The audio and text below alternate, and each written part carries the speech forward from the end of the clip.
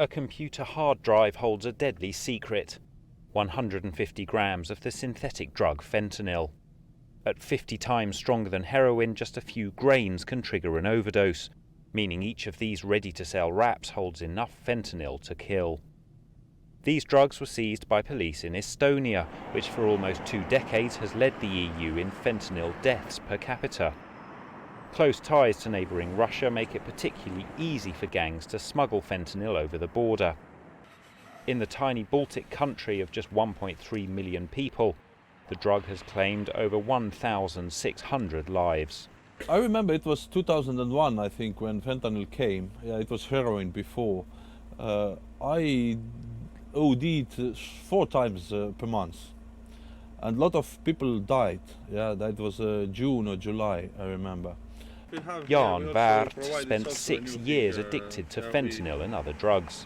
But now he's part of the solution, coordinating clinics to help those affected, like this mobile harm reduction unit in the capital Tallinn. This public health drive has helped Estonia engineer a remarkable drop in death rates, making it one of the world's rare success stories in the fight against the deadly opioid. The major turnaround came in 2017, after a string of police breakthroughs shut down the main fentanyl processing labs and caught the gangs of importers, cutting off the supply of fentanyl almost altogether.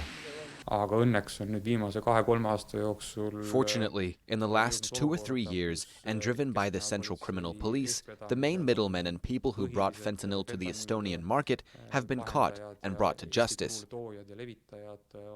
Thanks to this, we've seen a significant change, and the number of overdose deaths has fallen by 4 or 5 times.